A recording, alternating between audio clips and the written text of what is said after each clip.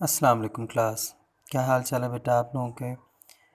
अच्छा बेटा, आज हम बेसिक जो मेथड पढ़े थे, मेथड्स या basic steps to solve a problem कह सकते हैं हम लोग।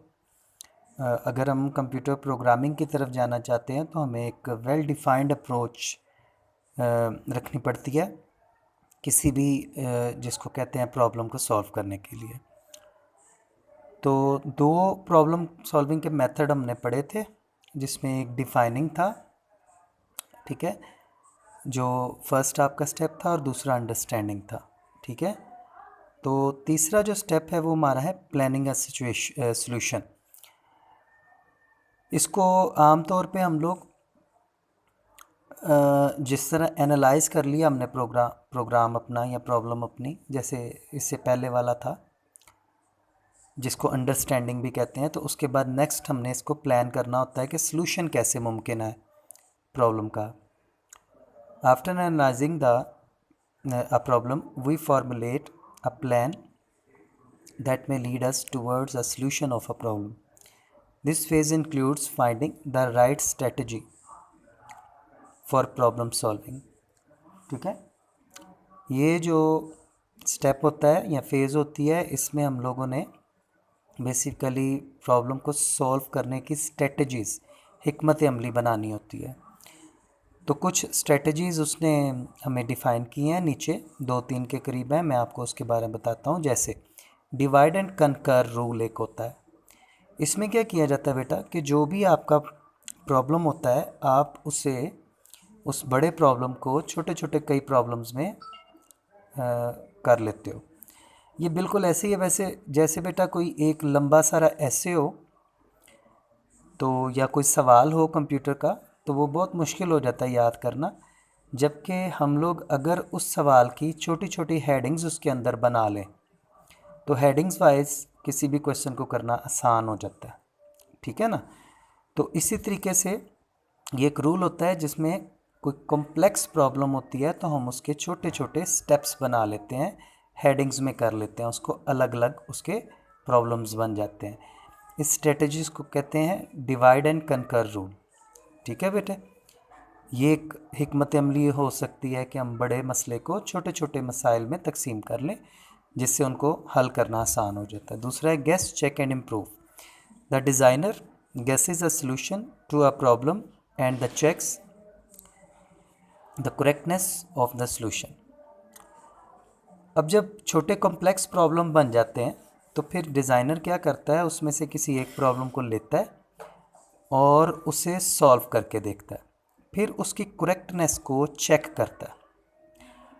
If the solution is not according to the expectations, अगर तो जो करेक्टनेस है सॉल्यूशन की वो उसकी तवक्कात के मुताबिक ना हो, उसके मुताबिक ना हो, तो फिर क्या किया जाता है, उसको रिफ़ाइन किया जाता है।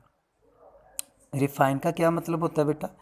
रिफ़ाइन का मतलब होता है कि आप जो भी मसला होता है उसके अंदर जाते हैं और उस मसले के अंदर छोटे छोटे स्टेप्स को इम्प्रूव करते हैं जिससे वो मसला हल हो सके। जैसे अगर मैं कहूँ कि बेटे चाय बनानी है, तो आप क्या करोगे?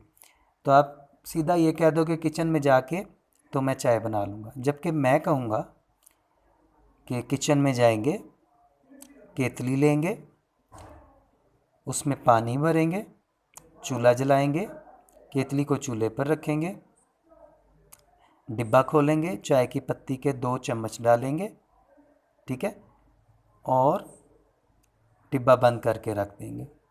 फिर थोड़ी सी शुगर डालेंगे उसके अंदर 2 चम्मच और डिब्बा बंद करके रख देंगे। थोड़ी देर इंतज़ार करेंगे, जब बॉयल हो जाएगा तो उसमें थोड़ा सा दूध डाल देंगे। फिर थोड़ी देर इंतज़ार करेंगे, जब चाय उबलने लग जाएगी तो वो तैयार होगी, हम उसे कप में उड़ेल लेंगे। तो ये एक पूरा प्रोसेस है जो मैंने बयान किया, चाय बनाने का एक रेसिपी। अब इसके अंदर जाकर आप इसको और वेल तरीके से डिफ़ाइन कर सकते हैं छोटे छोटे स्टेप्स के अंदर।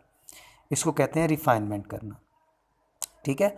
दूसरा स्टेप हो गया जी, जब भी आपने सॉल्यूशन प्लान करना है तो पहले कॉम्प्लेक्स प्रॉब्लम को छोटा करो, फिर छोटे प्रॉब्लम्स को के सॉल्यूशंस को मद्देनज़र रखो।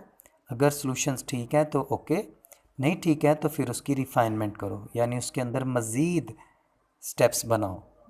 Act it out. In this strategy the designer defines the list of to do task, afterwards he और शी परफॉर्म्स द टास्क।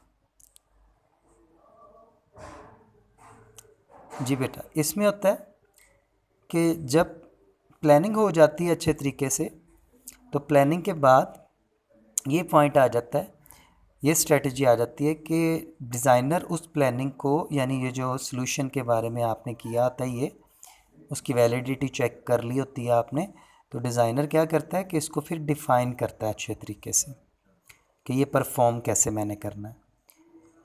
उसको डिफ़ाइन करने के लिए वो एक और चीज़ डेवलप करता है जिसको कहते हैं प्रोटोटाइप, यानी ड्रॉ करना किसी चीज़ को। तो इस टेक्निक के अंदर क्या होता है कि जो आपने चेक और इम्प्रूवमेंट और एक्ट इट आउट के अंदर स्ट्रेटजी डेवलप की होती है, आप उसको एक तस्वीरी शक्ल के खाके में बना के देते हो। बिल्कुल ऐसे ही है बेटे, जैसे अगर आप कोई ज्योमेट्री का क्वेश्चन करो तो आप एक शेप ड्रॉ करते हो, उस शेप के ऊपर नीचे दाएं बाएं लाइनें लगाते हो, उसको एंगल्स देते हो ABC करके, तो वो शेप डिफाइन होती है।